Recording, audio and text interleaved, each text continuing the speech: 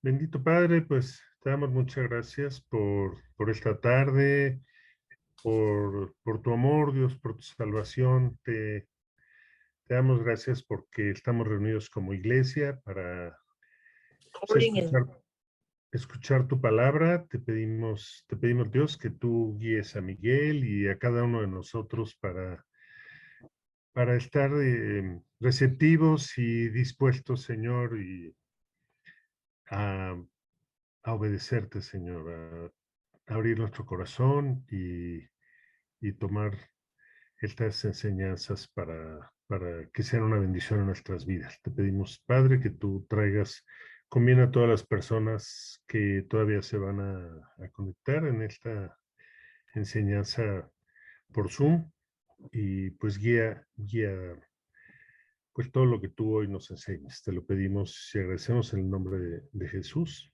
Amén. Amén.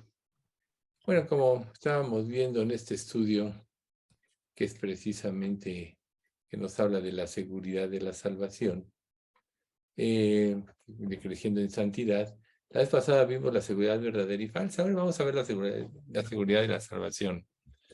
Nosotros sabemos perfectamente bien que hemos trabajado mucho sobre eso, cuando estudiamos Primera de Juan, cuando estuvimos, bueno, seguro siempre lo repasamos. Sin embargo, vale la pena insistir en este aspecto y es parte precisamente de este estudio, capítulo 4 de Creciendo en Santidad, el que nosotros tengamos una visión clara de lo que es. Esta visión viene a través del pasaje de Segunda de Pedro 1, del 1 al 11. Y aquí es muy importante y es relevante porque nos proporciona un modelo bíblico para buscar genuinamente a Dios y tener esa seguridad. Muchos de nosotros ya tenemos esa seguridad inequívoca, pero no todos tienen esa seguridad. Entonces Pedro lo abarca desde el principio y en este pasaje pues vamos a ver algunos aspectos que quizá nos ayuden para que no tenga esta seguridad, pueda tenerla o pedirla al Señor. Entonces, vamos a leer de corrido este texto del 1 al 11 y luego ya vamos viendo por fracciones para entender mejor. Simón Pedro, siervo y apóstol de Jesucristo, a los que habéis alcanzado por la justicia de nuestro Dios y Salvador Jesucristo, una fe igualmente preciosa que la nuestra. Gracia y paz os sean multiplicados en el conocimiento de Dios y de nuestro Señor Jesús. Como todas las cosas que pertenecen a la vida y a la piedad, nos han sido dadas por su divino poder mediante el conocimiento de aquel que nos llamó por su gracia y excelencia, por medio de las cuales nos ha dado preciosas y grandísimas promesas, para que por ellas llegaseis a ser participantes de la naturaleza divina, habiendo huido de la corrupción que hay en el mundo a causa de la concupiscencia. Vosotros también, poniendo toda diligencia por esto mismo, añadid a vuestra fe virtud, a la virtud conocimiento, al conocimiento el dominio propio, paciencia, a la paciencia piedad, a la piedad afecto fraternal, y al afecto fraternal amor, porque si estas cosas están en vosotros y abundan, no os dejarán estar ociosos ni sin fruto en cuanto al conocimiento de nuestro Señor Jesucristo. Pero el que no tiene estas cosas tiene la vista muy corta, es ciego, habiendo olvidado la purificación de sus antiguos pecados. Por lo cual, hermanos, tanto más procurad hacer firme vuestra vocación y elección, porque haciendo estas cosas no caeréis jamás. Porque de esta manera os será otorgada amplia y generosa entrada en el reino eterno de nuestro Dios y Salvador. Entonces, una de las cosas que nosotros tenemos que tener certeza, en la que tenemos que tener certeza, es que Dios, bueno, ya lo sabemos, no es un Dios de confusión, sino de paz. Mateo 12:30. Y Dios quiere que nosotros estemos seguros y firmes. Sabemos que Satanás, una de sus estrategias es meternos en la inseguridad y en la confianza del amor de Dios, o llevarnos a una falsa conversión, haciéndonos pensar, como vimos anteriormente, haciéndonos creer que sí somos salvos sin serlo. O sea, ya vimos los diferentes casos la vez pasada. Y pues precisamente es aquí, por medio de la palabra, donde nosotros podemos combatir esto. Y entonces, la conversión es una experiencia.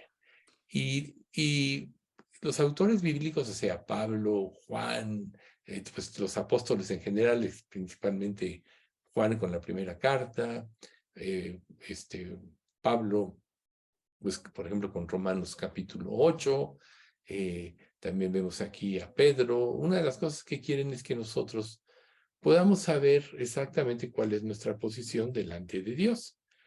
Y precisamente por medio de esta carta nosotros podemos ver algunos aspectos. Por ejemplo, volvemos a repetir el pasaje 1:1. Simón Pedro, siervo y apóstol de Jesucristo, a los que habéis alcanzado por la justicia de nuestro Dios y Salvador Jesucristo, una fe igualmente preciosa que la nuestra. Nosotros ya sabemos que la fe es un don de Dios, que es algo que Dios nos da una vez que hemos sido regenerados y nos arrepentimos, pero es el elemento básico de la salvación. Sin fe, recuerden, es imposible agradar a Dios, porque es necesario que el que se acerca a Dios crea que le hay o que le existe y que es galardonador de los que le buscan. Por tanto, una de las cosas muy importantes que nosotros tenemos que saber, bueno, que tiene importancia, perdón, es que nuestra justicia ha sido ya quitada, se ha puesto la justicia de Cristo, si hemos creído, y Dios nos ha dado el vivir por fe. Recuerden, porque en el Evangelio la justicia de Dios se revela por fe y para fe, como está escrito, más el justo por su fe vivirá. Entonces, aquí precisamente Pedro está aludiendo a la justicia por medio de la fe y abarca este tema en forma inmediata. ¿Por qué? Porque recuerden que si nosotros no hemos sido justificados por medio de la fe, no tenemos parte en el reino de Dios. Hay símiles, que es precisamente uno de los engaños de este siglo.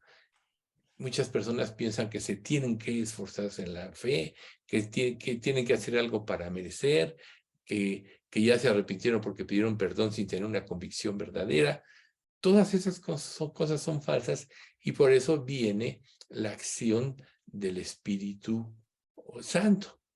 Entonces Pedro, una de las cosas que pide, y ya vamos al versículo 2 al 4, es que podamos tener gracia y paz, que nos sean multiplicadas en el conocimiento de nuestro Señor Jesús. Dice, como todas las cosas que pertenecen a la vida y a la piedad nos han sido dadas por su divino poder, mediante el conocimiento de aquel que nos llamó por su gloria y excelencia, por medio de las cuales nos ha dado preciosas y grandísimas promesas, para que por ellas llegases a ser participantes de la naturaleza divina, habiendo huido de la corrupción que hay en el mundo a causa de la concupiscencia. Si ustedes se dan cuenta, una de las cosas que Dios quiere es derramar su gracia y llevarnos a la paz. Recuerden que Jesús es el ser de paz. Recuerden, la paz es algo que Dios nos da cuando estamos viviendo en armonía con Él. Y Él quiere que entendamos que toda la vida cristiana, todas las obras y todo es dado por su divino poder. Nada hay en nosotros que lo merezca, nada hay en nosotros que lo pueda ganar o adquirir, pero algo sí es muy importante, que tenemos que discernir correctamente el Evangelio de Cristo. Por eso dice, por medio de aquel que os llamó por su gloria y excelencia. O sea, el conocimiento de Cristo, discernir la sangre y el cuerpo de Cristo es algo muy importante. Y es precisamente ahí cuando discernimos todo lo que Él es, lo que Él sufrió, lo que Él hizo, que renunció a ser Dios para hacerse hombre y pagar en sí o tomar nuestro lugar en el juicio por nuestros pecados, es algo que está anclado en esas preciosas y grandísimas promesas que una vez que tenemos la fe y las creemos, llegamos a ser participantes de la naturaleza divina. Y esto nos lleva, que es un punto muy importante, a huir de la corrupción que hay en este mundo a causa de la concupiscencia. Recuerden ustedes, la palabra concupiscencia es apetito desmedido por los deleites carnales. El huir de la corrupción es un cambio de mente. Recuerden lo que veíamos anteriormente, que soy salvo, pero soy pecador también. Y esa es una realidad. Muchas personas se salvan, ven que siguen pecando, aunque ya tienen una convicción muy fuerte, y entran en duda. Y es precisamente porque en el volver a nacer, nosotros tenemos ya el Espíritu Santo que nos da fuerza para vencer el pecado, que nos da convicción para arrepentirnos, que nos ilumina para generar precisamente una visión clara de la voluntad de Dios, y eso es lo que nos rescata de la corrupción que hay en este mundo. Entonces, el hecho de que nosotros seamos ya partícipes de la naturaleza divina, naturalmente nos lleva a rechazar la corrupción de este mundo, a rechazar el pecado, y lo vamos a ir haciendo en forma progresiva en la medida en la que nosotros vayamos siendo perfeccionados en la obediencia y vayamos siendo santificados como hemos venido viendo. Entonces, aquí precisamente se distingue la diferencia entre las obras y los deseos de la carne. Recuerden ustedes que cuando nosotros, que en Gálatas 5, 22, 5 del 17 al 21 se nos muestra claramente lo que son las obras de la carne y vamos a recordarlas, porque el deseo de la carne es contra el espíritu y el del espíritu es contra la carne. Y estos dos se oponen entre sí para que no hagáis lo que quisierais. Aquí vamos a hacer una pausa, lo cual significa que todo creyente entra en una lucha y en presiones inimaginables precisamente para vivir conforme al espíritu o conforme a la carne. Nosotros ya sabemos que la manera de vencer es morir a nuestros deseos, morir a nuestros planes, morir a lo que nos atrae de este mundo para dar paso a hacer la voluntad de Dios. O sea, el Espíritu nos lleva a la obediencia, a la santificación, a la adoración, y nos hace que quitemos los ojos de nosotros mismos, etc. Por eso el versículo 18 dice, pero si sois guiados por el Espíritu, no estáis bajo la ley. Esta es precisamente la manera de romper esos deseos pecaminosos. Ser obedientes, conocer lo que la voluntad de Dios, ser obedientes y dando pasos de fe en las cosas que no entendamos. Recuerden que nosotros tenemos luchas internas, por ejemplo. Vamos a poner el caso de la ofrenda. O sea, nosotros, la mayoría de nuestra iglesia son personas que ofrendan, que han entendido todo esto y eso es algo muy hermoso. Pero ustedes deben de reconocer que a veces hay luchas. Hay luchas precisamente para dar o dar menos y muchas cosas de este tipo. Pero ¿qué pasa cuando nosotros damos el paso de fe, el paso de obediencia? Nos liberamos precisamente de la influencia de nuestra naturaleza humana y de la influencia de Satanás, que él no quiere que cumplamos precisamente lo que Dios dice, y entramos en ese estado de gracia que nos da una satisfacción por haber obedecido, que nos lleva a la paz y sobre todo a la comunión con Dios. Y entonces, bueno, aquí nos marca el 19 y manifiestas son las obras de la carne, que son adulterio, fornicación, inmundicia, lascivia, idolatría, hechicerías, enemistades, pleitos, celos, iras, contiendas, disensiones, herejías, envidias, borracheras, orgías y cosas semejantes a estas, acerca de las cuales os amonesto, como ya os le he dicho antes, que los que practican tales cosas no heredarán el reino de Dios. Por ejemplo, tú como creyente, ¿cómo podrías evaluar si estás viviendo en el espíritu o en la carne? Pues aquí te lo dice. De esta lista amplia que nosotros acabamos de leer, ¿qué cosas de estas todavía hay en tu vida? A lo mejor tú dices, bueno, he eliminado esta, la otra y aquella, pero puedes estar metido en alguna de estas que te impide. Recuerden que para que como creyentes nosotros tengamos la victoria total, tenemos que tener la voluntad de obedecer plenamente. Recuerden, como dice Santiago, cualquiera que guardare toda la ley, pero ofendiere en un punto, se hace culpable de todos. Por tanto, si tú dices, de esta lista, la mayoría no las tengo, pero, por ejemplo, puedo todavía estar en borracheras, ¿verdad? O tener otro tipo de vicios, o puedo ser un envidioso respecto de lo que otros tienen y yo no tengo, aún de los creyentes. Entonces dices, bueno, o sea, yo no voy a herejías, no voy a orgías, pero el hecho de que tú encuadres en alguno de de los elementos de esta lista, te puede dar una idea de qué cosas tienes, por qué cosas tienes que ir a Dios y clamar para que te cambie. Por eso Dios pone una lista tan detallada.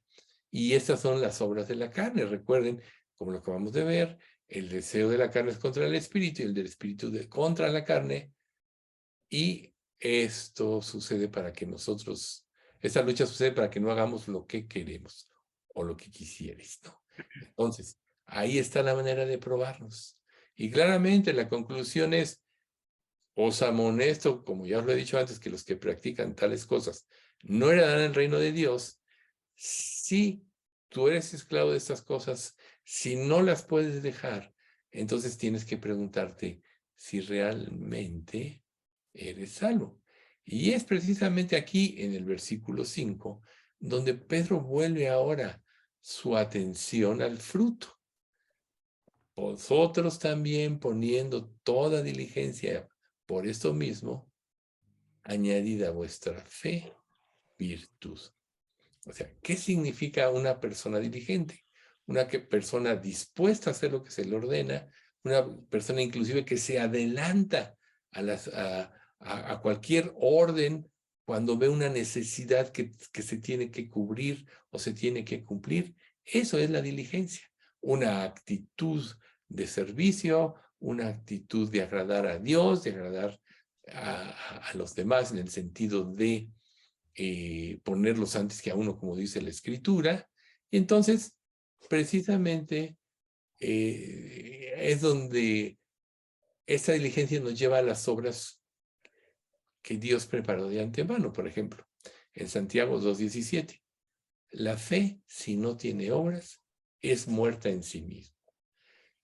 Entonces, aquí nos habla de, muchas personas confunden esta parte de Santiago, por ejemplo, con Pablo, que dice, no, drásticamente no es por obra, y vamos a Santiago, y tú dices, muéstrame tu fe sin obras, yo te mostraré por mis obras mi fe, y lo que quiere decir Santiago, que está en perfecta armonía con lo de Pablo, pero dicho de otra manera, es que la evidencia de la salvación son obras, las cuales Dios preparó de antemano para que andemos en ella, que si nosotros decimos que tenemos fe, pero no hacemos nada, no nos movemos, no nos interesan los demás, no nos importa servir, no nos importa agradar a Dios, no estamos viendo el proceso o no anhelamos esa vida de santidad que Dios nos pide, pues quiere decir que estamos muertos, que no hay vida espiritual en nosotros.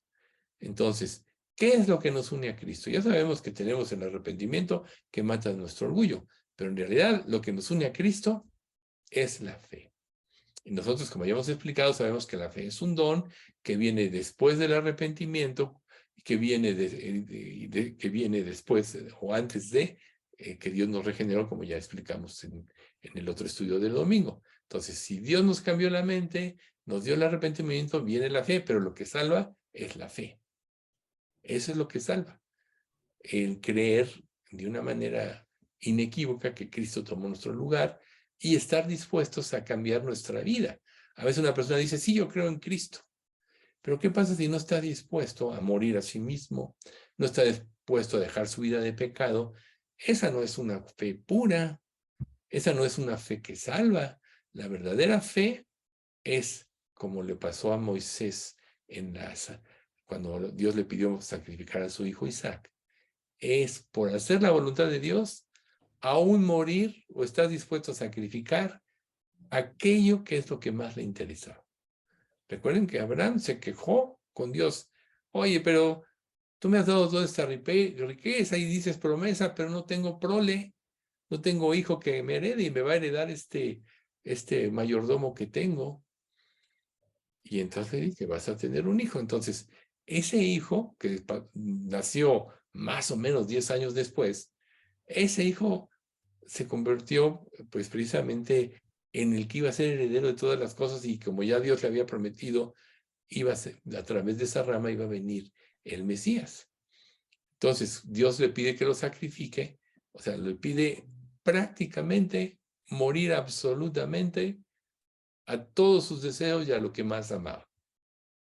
Ya sabemos, tuvo que luchar, como lo mencionamos anteriormente en otro estudio, 3 días de camino, pensó, huyo de Dios, me escondo, pero decía, ¿dónde me voy a esconder? Dios es omnipresente.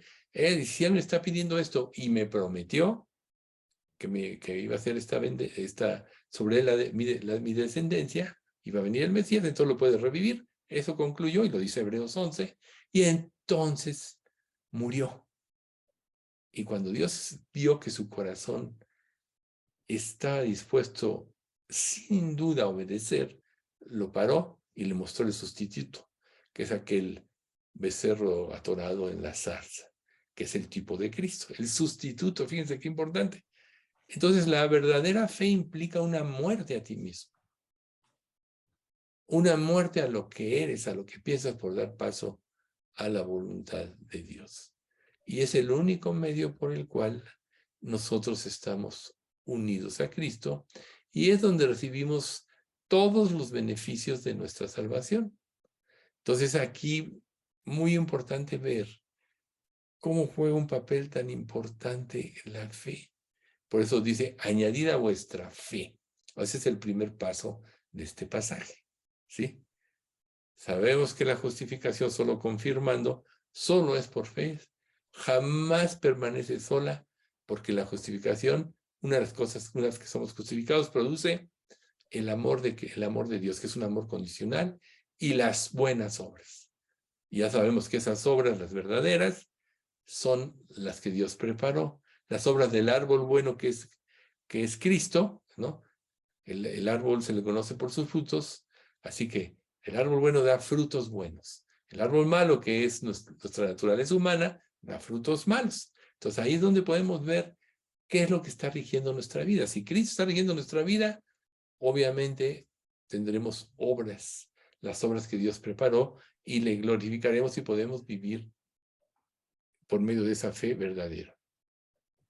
Pero aquí Pedro, si ustedes observan, añadid a vuestra fe virtud, ¿sí?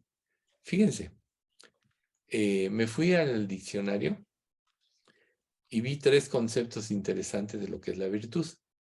El primero de ellos es integridad de ánimo y bondad de vida.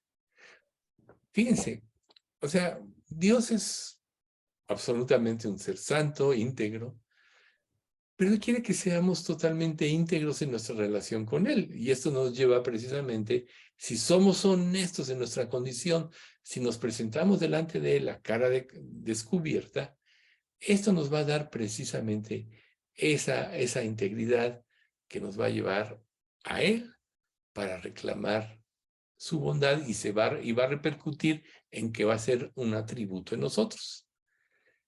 El segundo concepto, que lo complementa muy bien, dice potestad de poder o potestad de obrar. O sea, ¿cuál es la fuerza de un creyente? Precisamente el Espíritu Santo, que es el que produce en nosotros el querer como el hacer. Entonces, la virtud implica una plena dependencia de Dios, del poder de Dios o de sus promesas a través del Espíritu Santo, quien produce el querer como el hacer.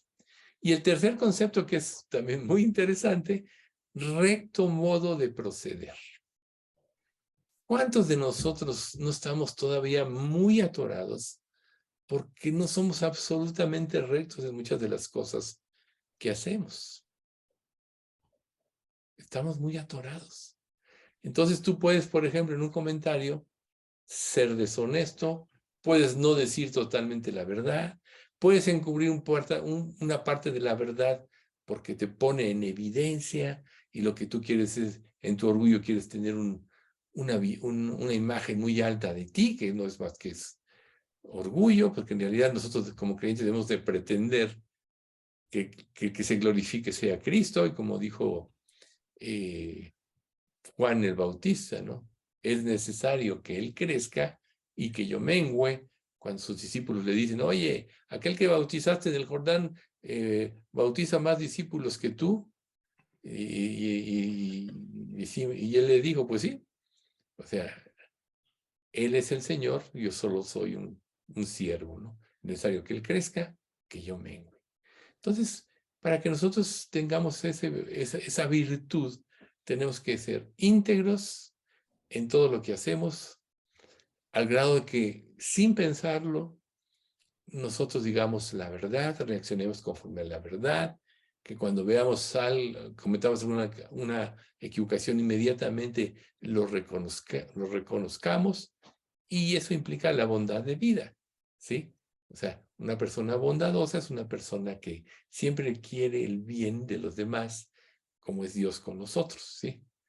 Y la fuerza para cambiar, bueno, ya sabemos, dependencia total de Cristo, y el modo recto es honestidad absoluta. Entonces pregúntate, ¿qué tan honesto eres en tus relaciones interpersonales? Por ejemplo, un creyente que tiene una buena relación con Dios y se abre totalmente con Dios, naturalmente es transparente en su relación con todos los demás creyentes. Un creyente que no se ha arrepentido de todo, que no le quiere ceder cosas en su vida a Dios, no puede abrirse tampoco con los demás creyentes. Entonces su vida va a ser un poco turbia, porque solo va a pretender dar a conocer algunas áreas de su vida que lo puedan poner en alto, que implica orgullo, y va a ocultar aquellas que no están, en las que no está viviendo bien, que significa hipocresía. Entonces, ¿cuántos de nosotros no podemos vivir así? O cuando pecamos y no nos arrepentimos, a lo mejor tú vives una vida recta, pero caes en un pecado y estás luchando ahí con Dios, pues lo ocultas. Imagínate si tú eres un maestro de la Biblia, o eres una persona que quiere dar un testimonio ante los demás, y hay un área de inconstancia en tu vida, y tú pretendes dar una imagen de ti. Imagínate que tú estés dando una enseñanza, un principio de la Biblia, que te pone en evidencia y no te has arrepentido. ¿Qué harías naturalmente cuando esto pasa? Anulas esa parte de la enseñanza o la escondes porque te evidencia. Y ahí estás tergiversando la escritura, te estás saliendo de la verdadera religión y ya te desviaste. ¿Ven ustedes?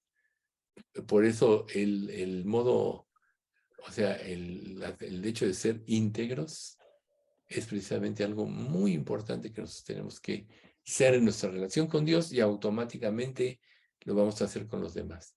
Si no somos honestos y transparentes con los demás, es porque estamos volteando aquí la cosa para entenderlo mejor, es porque no somos honestos y transparentes con Dios. Y entonces tenemos que trabajar en eso. Porque, ¿qué dice la Escritura en Corintios? Porque donde está el Espíritu de Dios, ahí hay libertad. Entonces, si el Espíritu no está en ti o no está gobernando tu vida porque no vives en obediencia, no hay libertad. Entonces te vas a esconder, no vas a querer compartir con otros creyentes, vas a ser muy hermético en tu vida, ¿no? Hay personas que dicen que tú no debes exponer nada a los demás, o sea, tus problemas, sino solo tus partes de victoria. Pues en un sentido, estás ahí no siendo transparente, y lo único que evidencia es que no estás teniendo esa relación con Dios donde en cada pecado, en cada debilidad, vas a Él o acudes a Él para que te ayude. Pero lo importante es que la fe, añadida a vuestra fe, virtud, y la virtud se convierte en un fruto de la fe. Fíjate, ¿sí? No es una causa de nuestra justificación, sino es un efecto de la justificación. Entonces, tenemos que poner mucha atención que este es el fruto de la vida espiritual, ¿sí? Fe y virtud.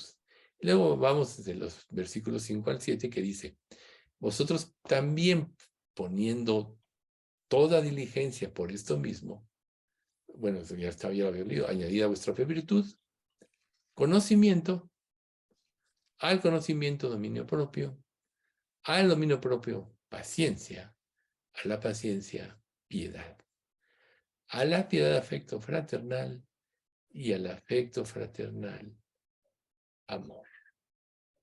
Entonces, fíjense, qué interesante. Empezamos por la fe, luego por la virtud, que la virtud va unada en conocer la voluntad de Dios.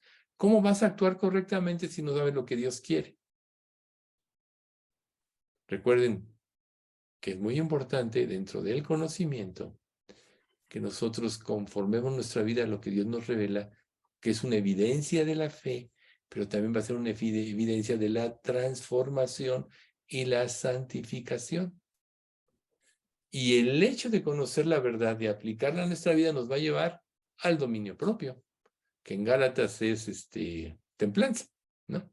Nos va a llevar, Gálatas 5, al dominio propio. ¿Qué significa el dominio propio? La capacidad de refrenarte ante el mal, la capacidad de refrenarte ante una mentira, ante un chisme, ante hablar mal de los demás, la capacidad de refrenarte ante la justificación, por ejemplo, ¿no? Darle el sentido correcto a las cosas, siendo honesto cuál fue la intención verdadera de tu corazón y no justificarte en algo que no te lleva nunca al arrepentimiento. Ese es el dominio propio. El que Dios controle tu vida para que tú actúes conforme a lo revelado. ¿Y a qué te lleva esto? A la paciencia. ¿Qué significa la paciencia? En Romanos 5 dice, bueno, no. ¿Qué significa la paciencia? La paciencia significa de aprender a esperar el tiempo del cumplimiento de las promesas de Dios en nosotros. O sea, ¿cuál es la característica de un niño? Es la impaciencia. Quiero esa paleta ya y no importa, aunque siempre pongo este ejemplo, que vayas a mitad del desierto, el niño quiere la paleta ya, porque en ese momento la quiere, ¿no? Quiere el dulce ya, quiere un vaso de agua, espérate que lleguemos a la casa, no, lo quiero ya. O sea, eso es lo que pasa con los niños y muchos de nosotros somos muy impacientes, por ejemplo, en nuestras peticiones a Dios, no sabemos, o sea, tratamos de manipularlo, etcétera. Pero cuando realmente confiamos en Dios, eso nos lleva a esperar en Él, porque sabemos que el tiempo de Dios es el tiempo perfecto. Recuerden, la bendición de Dios fuera de su tiempo es una maldición. ¿Por qué? Porque no va a producir el efecto que Dios traía, que es gratitud y gloria para Él. Nos va a llevar a la gloria para nosotros mismos. La bendición de Dios en su tiempo es donde la podemos disfrutar. Por eso, como creyentes, bueno, por eso siguiendo el dominio propio tiene que venir la paciencia. Podríamos decir la capacidad de confiar y esperar en el tiempo de la respuesta de Dios, que es perfecto. ¿Y a qué nos lleva la paciencia? Luego dice, a la piedad. ¿Qué significa una persona piadosa? Que tiene misericordia de los demás, que de alguna manera tiene empatía con lo que la gente está viviendo para ayudarla a crecer en la fe o aclararle cómo son las cosas para que vaya a Cristo. ¿Por qué de la piedad sigue, ahora seguimos al que viene, el afecto fraternal? porque produce una unión, por ejemplo. En este mundo, la gente busca tener amigos, o dice, tengo buenos amigos, que pueden ser, los buenos amigos se supone que son para toda la vida o de toda la vida, ¿no? Recuerden que, por ejemplo, David le dice a Salomón, oye, y pon entre tus mesas a los hijos de Barzilai el Galadita, por ejemplo, porque él, cuando huía de tu hermano Absalón, él salió con comida, agua y caballos o burros para que se subieran los más cansados, etcétera, que siempre estén a tu mesa de su descendencia, ¿no? O sea, eso fue un resultado de la empatía de García con David, y David lo puso a él, ahí le dijo, oye, yo ya soy viejo, pero ahí está mi hijo, pero ese afecto fraternal. Nosotros en la iglesia, por ejemplo, en nuestra relación con los demás, tenemos que tener confianza, tenemos que querer lo mejor para los demás, tenemos que saber que las pruebas que yo estoy viviendo, a lo mejor otro de mis hermanos en Cristo ya la vivió y me puede ayudar a vencerla. O yo veo que alguien está padeciendo algo, yo ya pasé por eso, voy y lo aliento a que espere, etcétera. Ese es el afecto fraternal. ¿Y qué concluye en qué? Y el afecto fraternal, amor. Recuerden, el que no ama no ha conocido a Dios, porque Dios es amor. Y la característica del verdadero amor es el amor ágape, el amor incondicional, que se debe de dar sin lugar a duda entre todos los hijos de Dios, que resulta de primero amar a Dios y luego del segundo mandamiento, amar a nuestros hermanos, a nuestro prójimo como a nosotros mismos. Y es precisamente esta parte donde nos vamos a enfocar. Y ahí es donde, en el versículo 8 y 9 de segunda de Pedro, capítulo 1, dice, si estas cosas están en vosotros y abundan, no os dejarán estar ociosos ni sin fruto en cuanto al conocimiento de nuestro Señor Jesucristo. Pero el que no tiene estas cosas tiene la vista muy corta, es ciego, habiendo olvidado la purificación de sus antiguos pecados. Lo cual quiere decir que estas características se deben de dar o se dan en todo hijo de Dios. Y que si tú no las tienes o no estás viviendo de acuerdo a esto, quiere decir que no eres salvo. Eres ciego.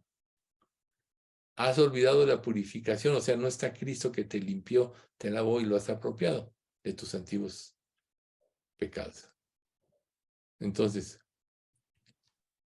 cuando nosotros realmente somos diligentes en la búsqueda de la verdad, nos convertimos en individuos virtuosos y piadosos, etcétera, es precisamente donde estamos evidenciando que sí somos salvos, que Dios está en nosotros.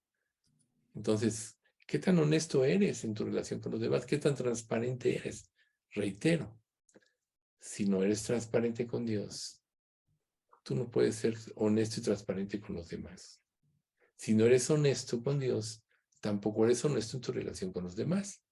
¿Cómo puedes entonces vivir o cómo podrías vivir en comunión o ser parte de una iglesia que pretende ser pura y santa, porque es columna y baluarte de la verdad y es el cuerpo de Cristo? Y entonces Pedro pasa a lo siguiente, el 10 y 11. Por lo cual, hermanos, tanto más procurad hacer firme vuestra vocación y elección, porque haciendo estas cosas, virtud, conocimiento, dominio propio, no caeréis jamás, porque de esta manera os será otorgada amplia y generosa entrada en el reino eterno de nuestro Señor y Salvador Jesucristo. Entonces aquí vamos a poner un énfasis en la frase inicial de este pasaje. Por lo cual. Siempre que nosotros nos topemos con una frase como esto, es una alarma, debe ser una alarma en nuestra mente. que indica como una conclusión a lo que se acaba de revelar o a las premisas anteriores, ¿sí? Si en ti hay esto, por lo cual, ¿no? Entonces ahí es donde está haciendo este énfasis Pedro, por lo cual indica una conclusión, reitero, de las premisas anteriores. Señala una llamada de atención, como algo en lo cual debemos poner mucha diligencia y aprender, o como algo que tenemos que saber y que debemos hacer. Entonces, ¿por qué este concepto así? ¿Por qué Pedro lo pone de esta manera? Porque si Cristo entrara hoy en tu casa y te enseñara cómo evitar caer, ¿te interesaría?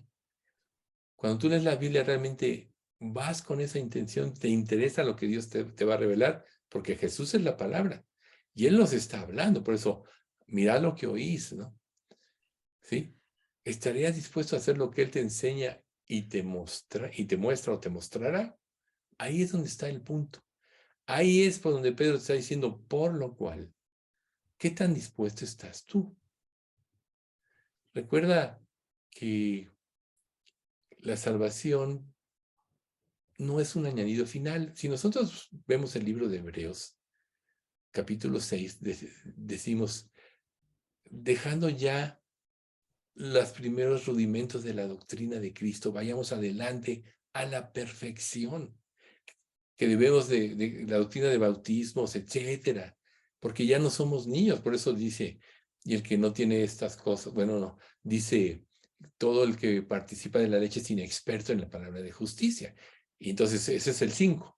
Y el 6 dice, deja todo eso ya atrás porque supone que ya lo superaste. Si estás encauzado en los primeros rudimentos de la doctrina de Cristo, a lo mejor es que no has entendido y no eres salvo, estás ahí atorado. O si eres salvo, como ya veíamos, hay personas que son salvas y no lo saben, no has querido crecer, no has querido someter tu vida a Dios. Por tanto, cuando Dios te dice, por lo cual, tienes que preguntarte si realmente estás dispuesto a hacer lo que Dios te muestra en tu vida. Porque en el cristianismo es fundamental el crecimiento espiritual. Recuerda la cuesta en patines que siempre ponemos como ejemplo. Tú vas a ir avanzando en ella mientras estés caminando, subiendo. Pero si te paras, no te quedas ahí, luego si regresas sigues avanzando. Si paras, te regresas. Caes en espiral descendente. Y Dios quiere que vayamos siempre en la espiral ascendente, que es lo que implica el verdadero crecimiento espiritual. Cada día más santos, cada día más identificados con Cristo, cada día dejando de ser nosotros para dar paso a que Cristo sea en nosotros, como Pablo dijo, con Cristo estoy juntamente crucificado y ya no vivo yo, mas vive Cristo en ti, en mí, y lo que ahora vivo en la carne lo vivo por fe en el Hijo de Dios, el cual me amó y se entregó a sí mismo por mí. Fíjense, crucifico mi antiguo ser. O sea, ya no vivo yo, sino vive Cristo en mí. Doy paso para vivir y hacer la voluntad de Dios como la prioridad más alta en mi vida. Mientras esté en este cuerpo, voy a vivir por fe en lo que Dios promete, aunque no lo entienda. Y la fuerza de la fe es el amor, el cual me amó y se entregó a sí mismo por mí. ¿Se fijan? Ahí está en este versículo todo este proceso de Gálatas 2:20. Entonces, nosotros tenemos que avanzar en nuestro crecimiento espiritual. Y bueno, ya sabemos que el crecimiento espiritual al cual nos ha llamado Dios está encuadrado, aunque ya mencionamos hace rato una parte, en Gálatas 5, 22 y 23. Más el fruto del Espíritu es amor, gozo, paz, paciencia, benignidad, bondad, fe, mansedumbre y templanza o dominio propio. El fruto del Espíritu, el fruto del nuevo nacer. ¿Qué significa amar a los demás? Dios amó y dio. Darte al servicio verdadero, trabajar para el bien de los demás, aunque vaya en contra de tus intereses. Por ejemplo, en el Salmo 15, Jehová, ¿quién habitará en tu tabernáculo? ¿O quién morará en tu monte santo? El que anda en integridad y hace justicia y habla verdad en su corazón. El que no calumnia con su lengua, ni hace mal a su prójimo, ni admite reproche alguno contra su vecino. El que aún jurando en daño suyo, no por eso cambia. Quien su dinero no dio a usura, ni contra el inocente admitió cohecho. El que hace estas cosas no resbalará jamás. Ahí está el Salmo 15. ¿Quién habitará en tu tabernáculo? El que anda en integridad y hace justicia y habla verdad en su corazón. ¿Ves? Es parte de las virtudes que Dios nos da. Y aquí en Gálatas está encuadrado todo eso. Y Dios nos ha llamado a esmerarnos. Recuerden, la fe, sin obras está muerto, yo te mostraré mi fe por mis obras, como dice Santiago. Entonces, esmerarte es precisamente anhelar y esforzarnos en la gracia, como dice Pablo a Timoteo, para que Cristo sea formado en nosotros, para que seamos obedientes, para que le glorifiquemos. Entonces, Dios quiere que a través de esto nuestra elección sea segura y vivamos seguro. O sea, Dios no quiere que vivamos inseguros, pero Dios sí quiere que seamos diligentes. Y esto es lo que nos está aconsejando Pedro. Sean diligentes para provocar o efectuar su elección. O sea, si por alguien has de decidir, decide por Cristo. En cualquier disyuntiva que te encuentres sobre cualquier acción o decisión que tengas que tomar, decide por Cristo y por sus principios. No veas las circunstancias, sino vive por fe. Las circunstancias siempre siempre son adversas porque veremos el mal que se avecina. Pero la fe mueve montañas. La fe puede cambiar reinos, etc. Como Israel, que con unos pocos destruyó ejércitos extranjeros, ¿no? Uno perseguía a 10,000, según decía la palabra, hizo la palabra, pero cuando dejaron de vivir para Dios, 10,000 perseguían a toda la nación. Y pues eran vulnerados, ¿no? Entonces, Dios quiere que seamos diligentes para provocar o efectuar nuestra elección a favor de Dios. Quiere que confirmes lo que ya en tu vida ha sucedido. O sea, si estas cosas están en vosotros y abundan, no os dejarán estar ociosos ni sin fruto en cuanto al conocimiento de nuestro Señor y Salvador Jesucristo. ¿Ves? Dios quiere que tengamos la seguridad que nos hallamos entre los verdaderamente escogidos. No debemos de dar por sentado que nuestra elección signifique algo a la fuerza, porque si Dios no nos llama no hay nada. Pero si queremos aplicar nuestros términos por sobre los términos de Dios, ¿qué nos estamos volviendo? Arrogantes. ¿Por qué?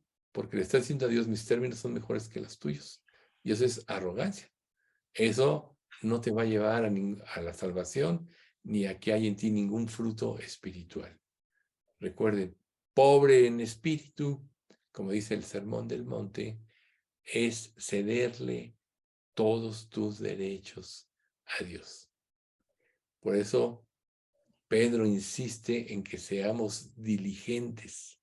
O sea, recuerden que los 12 apóstoles, como vimos en los dones, los 12 apóstoles tenían, como estamos viendo los dones, un llamamiento especial. La revelación, milagros que apoyaban. Pero el encargo apostólico es ser portadores de la palabra hacia los demás. ¿Sí? Entonces, Dios quiere que seamos diligentes en lo que es la obra de Dios y lo que Él nos ha encomendado. Si no, nos convertiríamos y Dios nos llevaría al cielo. ¿Para qué nos quedamos aquí sufriendo? Pero si nos dejó aquí, es porque había algo en lo que lo podíamos glorificar a Él, y Él, a través de nuestra obediencia y nuestra entrega, nos va a recompensar eternamente. Si no, la Escritura no diría: no os hagáis tesoros en la tierra, donde la polilla y el orín corrompen, y donde ladrones no minan ni hurtan, sino haceos tesoros en los cielos, donde ni la polilla ni el orín corrompen, y donde ladrones no minan ni hurtan. Porque donde esté vuestro tesoro, allí estará también vuestro corazón. Dios quiere que vivamos por las cosas eternas. Entonces tú te puedes preguntarte: ¿dónde está tu tesoro? Recuerden que como dijo Job, sin nada viene este mundo, o sin nada venido este mundo, y sin duda nada nos llevaremos. Entonces, ¿por qué dar nuestra vida por lo temporal y por todo lo que va a ser destruido?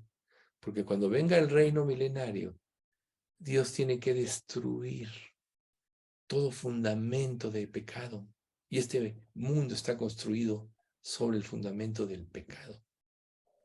Por eso es que en el juicio final llega ese terremoto donde todo es destruido, todas las ciudades caen, las islas son removidas de su lugar, todo queda destruido para que podamos nosotros entrar a reinar con Cristo y sembremos bases diferentes. Por eso va a ser tan hermoso el reino milenario, y todavía mejor después el reino eterno. Por lo cual, para que la palabra de Dios pueda tener ese efecto poderoso en nuestra vida, tiene que ser destruido todo aquello que hay en nuestra vida que tiene relación con el pecado. Y entonces, la seguridad de la salvación estriba sencillamente en añorarla, en implorarla, procurarla en oración y súplica. Una vez que tú tienes esa seguridad porque el Espíritu te lo confirme, entonces ya puedes estar seguro que eres salvo. Pero recuerda, esto no se convierte en una obligación porque tú tengas muchos años que te dices que eres creyente o porque asistes a la iglesia, etc., sino en un añoro de tu corazón, una esperanza en que Dios te ama y realmente quiere salvarte. Esa seguridad obviamente te lo va a dar el Espíritu Santo. Pero el fundamento de todo ello está en el caminar cristiano, esto es, en la obediencia. Así que si tú no tienes realmente esta seguridad en estos términos que estamos aquí mencionando, ¿cómo lo puedes solucionar? Sabemos que Dios es el llamado y todo lo que ya sabemos. Pero pídele a Dios que te lo confirme. A veces le pedimos por muchas cosas, quizás sin ser salvos, pero si Dios no es un Dios de confusión, sino de paz, y le dices que te lo confirme, Él te lo va a confirmar de manera inequívoca.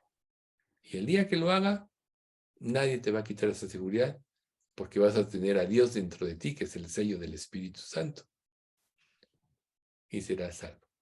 Si no, no diría Romanos 8:16, el Espíritu mismo da testimonio a nuestro espíritu de que somos hijos de Dios. Entonces, Dios quiere que descansemos en la verdad.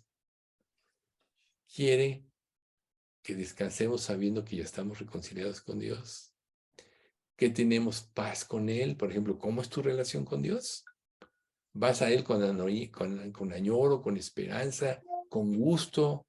Ya no se te hace corto el tiempo para llegar a tu tiempo devocional, y horas quieres estar tiempo con Él. Pero lo más importante es que sepamos que podemos acceder a su presencia. Recuerden lo que dijo Jesús en Juan 17. Quiero que donde yo estoy, ellos también estén. ¿Y ahorita dónde está Cristo? En su presencia. Entonces, eso pidió Jesús al Padre.